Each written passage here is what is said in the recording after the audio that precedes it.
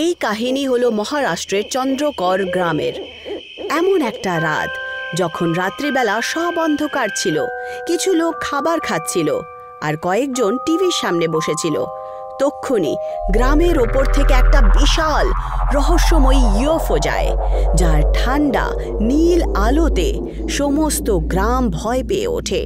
লোকেরা আশ্চর্য হয়ে এদিক ওদিক দেখতে শুরু করে। দাদা, এটা আবার কি ছিল? আমার তো মনে হয় গ্রামে প্রথমে কোনো উড়োজাহাজ নেমেছে। আরে, যে গ্রামে আজ অব্দি ট্রেন আসেনি সেখানে সোজা উড়োজাহাজ চলে আসবে? কি যে বলো! আরে, উড়োজাহাজ ছিল না তো কি ছিল? কিছু একটা গন্ডগোল বই কি আছে। আরে সে যাই হোক না কেন, সকালে দেখে নেবো আমরা। এখন অনেক রাত হয়েছে, বুঝেছো? রাত আরো গভীর হয়ে ওঠে। আয়ান নিজের রুমে একা বসে টিভি দেখছিল। Breaking news! এক্ষুনি আমরা খবর পেয়েছি যে সংকেত নগর জেলার চন্দ্রকর গ্রামের আশেপাশে একটা ইউএফও দেখা গেছে। লোকেরা বলছে ওখানে এলিয়েন লুকিয়ে আছে হয়তো।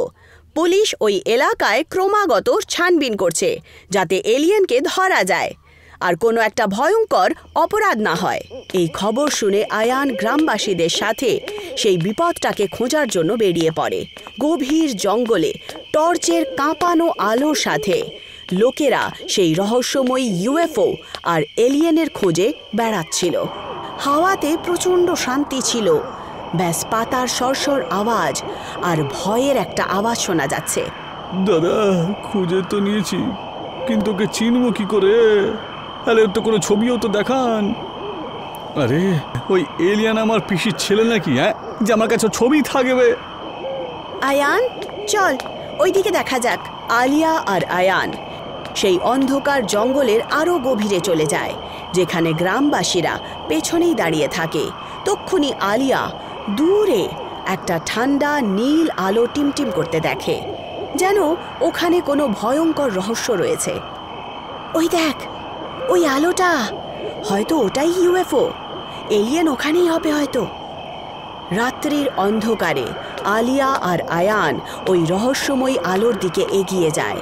ওখানে পৌঁছে ওরা দেখতে পায় যে পুলিশের গাড়ি দাঁড়িয়ে আছে, যার লাইট অন্ধকারকে চিরছিল। Alien, alien! আরে, আমি অয়ন ভাই। তাহলে এলিয়েন কোথায়? আরে, আমি কি করে জানবো? আমি তো ওকেই খুঁজে বেড়াচ্ছি। তক্ষুনি জঙ্গলের অন্ধকার থেকে কুকুরের আওয়াজ চলে আসে, যেটা কিনা খুব ভয়ঙ্কর। যেমন কি ওরা একটা অচেনা কাউকে দেখে ভয় পাচ্ছে। শোনো শোনো, ওখান থেকে কুকুরদের আওয়াজ শুনতে পাওয়া যাচ্ছে। হ্যাঁ, মনে হয় এলিয়েন ওখানেই আছে। জঙ্গলের ঠিক মাঝখানে একটা ইউএফও দাঁড়িয়ে আছে।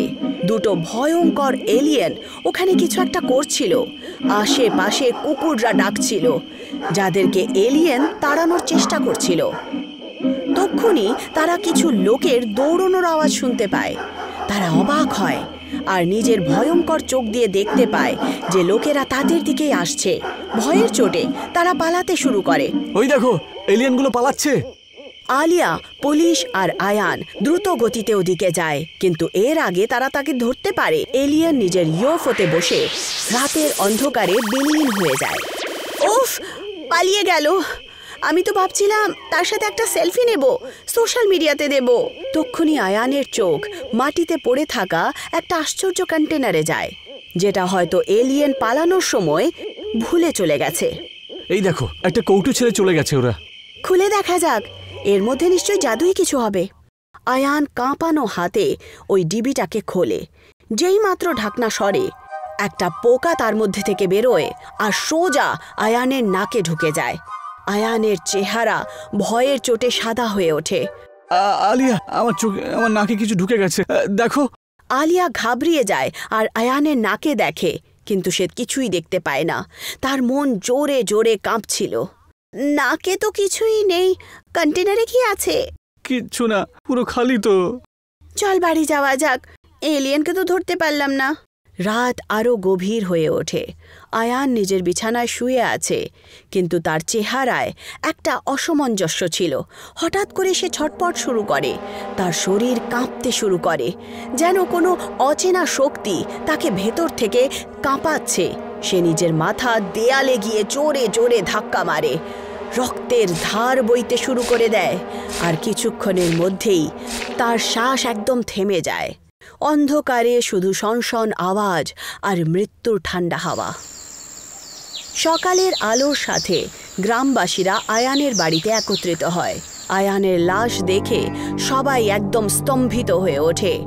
আলিয়া কোনায় বসে শুধু কেঁদেই যাচ্ছিল। হাওয়ায় একটা নিস্তব্ধতা আর ভয় ছিল। দাদা, একটা যুবক ছেলে রাতারাতি কি করে মরে যেতে পারে? দেখো, ওর মাথায় রক্তের চিহ্ন রয়েছে, মনে হয় দেয়ালে মাথা ধাক্কা দিয়ে মরে গেছে। কিন্তু দিদি, দরজাটা তো বন্ধ ছিল, তাই না? বন্ধ ঘরে ওকে কে মারতে আসবে বলো তো? কোনো উত্তর পাওয়া যায় না। গ্রামবাসীরা আয়ানের লাশকে কবরগাহ নিয়ে যায় আর তাকে পুঁতে দেওয়া হয়। রাত্রি ৮টা বাজছে। গ্রামবাসীরা নিজের কাজে ক্লান্ত হয়ে বাড়ি ফিরছিল। কিছু লোক চৌমাথায় দাঁড়িয়ে কথাবার্তা বলছিল। তক্ষুনি অন্ধকারে একটা ভয়ানক ছায়ার মতো কিছু একটা দেখা যায়। আয়ান, তার মাথা দিয়ে রক্ত ঝরছিল। তার চোখ খালি, ঠান্ডা আর হলুদ রঙের। এ তো আমাদের বন্ধু অয়ন। আরে সেটা কি করে হতে পারে? আরে ও মারা গেছে প্রায় 1 মাস হয়ে গেছে তো। জয় হনুমান জ্ঞান গুণ সাগর, জয় কপিস্তি হলো কুজাগর। হনুমান চালিশা শোনার পরও তো থামছে না দেখছি। ও তো আমাদের দিকেই এগিয়ে আসছে রে। অয়ন, আরে তুই ভূত হয়ে গেছিস? হনুমান চালিশা শোন আর তুই থাম বলছি। কিন্তু আয়ানের সেই ভয়ঙ্কর আকৃতি থামলই না। সে আস্তে আস্তে ভারী পায়ে হাঁটতে হাঁটতে এগিয়ে যায়। তার চোখে এরকম একটা কিছু আছে যেটা মানুষই নয়। বিক্রম আর আদিত্য ভয়ের চোটে ওখান থেকে পালাতে শুরু করে। সকালের আলোতে গ্রামবাসীরা নিজের কাজে লেগেছিল, কিন্তু আদিত্য আর বিক্রমের সেই রাতের কাহিনী সবার মুখে ছিল। ভয়ের ছায়া গ্রামের ওপরে চলছিল। আরে অয়ন মারা গেছে প্রায় 1 মাস হয়ে গিয়েছে। আরে ওকে কি করে দেখতে পারো তোমরা? দাদা, নিজের চোখে আমি দেখেছি। আমাদের দিকে এগিয়ে আসছিল ও ভূতের মতন দেখতে ভয়ঙ্কর ছিল না, কিন্তু কিছু একটা গন্ডগোল ছিল। ভূতের থেকে একটু কম ভয়ঙ্কর দেখতে আর কি। আদিত্য আর বিক্রম ছাড়াও অনেক লোক আরিয়ানকে রাতের অন্ধকারে গ্রামে ঘোরাফেরা করতে দেখেছে। গ্রামে খবরটা ছড়িয়ে পড়ে যে আয়ানের ভূত গ্রামে ঘুরে বেড়ায়। ভয়ের আবহাওয়া ছড়িয়ে পড়ে। এই কথাটা এলআইসি অফিস পর্যন্ত পৌঁছায়। আয়ানের নামে 40 লাখের এলআইসি পলিসি আছে। এলআইসি অফিসারের সন্দেহ হয় যে আয়ান মরেনি, বরং পয়সার লোভে কোথাও লুকিয়ে আছে। সত্যি জানার জন্য এলআইসি অফিসার আয়ানের বাড়িতে পৌঁছায়। হ্যাঁ, জিজ্ঞাসা করুন, কি জিজ্ঞাসা করতে চান? ওনার মৃত্যু কবে হয়েছে? ও মারা গেছিল প্রায় 1 মাসের থেকে বেশি হয়ে গিয়েছে। আপনি বলছেন যে ও মরে গেছে, কিন্তু গ্রামবাসীরা তো ওকে গ্রামে ঘোরাফেরা করতে দেখছে। হ্যাঁ, আমিও তো এটাই শুনেছি, কিন্তু আমি নিজের চোখে কখনো দেখিনি। আপনি জানেন তো, যদি আপনি এলআইসির টাকার জন্য ধোঁকাধাড়ি করেন তাহলে আপনার বিরুদ্ধে আইন লড়া হবে। আরে আমি এলআইসির সাথে চিটিংবাজ কেন করবো? পুরো গ্রামের লোকজন মিলে অয়নের লাশটাকে কবরস্থানে গিয়ে পুঁতে এসেছিল। কোথায় পুঁতেছিলেন? আপনি কি আমাকে জায়গাটা দেখাতে পারেন? নেহা আর আয়ানের বাবা কবরস্থানে পৌঁছায়। ওখানে পৌঁছে ওরা দেখতে পায় যে কবর কেউ খুঁতে রেখেছে, লাশ উধাও আছে। এটা দেখে আয়ানের বাবার চেহারা ভয়ের চোটে সাদা হয়ে যায়। হাওয়ায় একটা ঠান্ডা ভয় ছড়িয়ে পড়ে। আরে এটা কি করে হতে পারে? আমরা নিজেদের হাত দিয়ে অয়নের লাশটাকে এখানে পুঁতেছিলাম। তাহলে আপনি বলতে চাইছেন যে আয়ানের লাশ উঠে পালিয়ে গেছে? আরে সেসব আমি কিছু জানি না। সত্যি তো এটা যে আয়ানের নামে 40 লাখের এলআইসি আছে। সেই পয়সার লোভে আপনি ওকে মেরে ফেলেছেন আর তাড়াতাড়ি তাকে জ্যান্তই পুঁতে দিয়েছেন। যখন তার হুঁশ ফেরে তখন সে কবর থেকে উঠে পালিয়ে যায়। আরে আপনি কি আজেবাজে কথা বলছেন? না, আমি আমার ছেলেকে পয়সার জন্য কেন মারতে যাব? আপনি মারতে চাইছিলেন, কিন্তু মারতে পারেননি। এখন ও নিজেই আসবে আর সমস্ত সত্যিটা বলবে। কবরস্থানে সেই কথাবার্তা চলছিল। তক্ষুনি আয়ানের একটা ভয়ঙ্কর আকৃতি দেখতে পাওয়া যায়। তার মাথা দিয়ে রক্ত ঝরছিল, তার চোখ হলুদ রঙের, যেন সে এই পৃথিবীর নয়। সে নেহা আর নিজের বাবার দিকে তাকিয়েছিল। অয়ন, দেখো, ও নিজেই চলে এলো। এখন সমস্ত সত্যিটা ও মুখেই বলবে। আরে ও অয়ন নয়, ওটা তো ওর ভূত। ওর কাছে যাবেন না আপনি। ও আয়ানি, আমি সত্যিটা জানতে চাই। দেখো, ওর মাথা দিয়ে এখনো রক্ত ঝরছে। তার উপরে হামলা হয়েছিল। দেখুন, ওর কাছে যাবেন না আপনি। আয়ানের বাবা ভয়ের চোটে ওখান থেকে পালিয়ে যায়, কিন্তু নেহা থামলই না।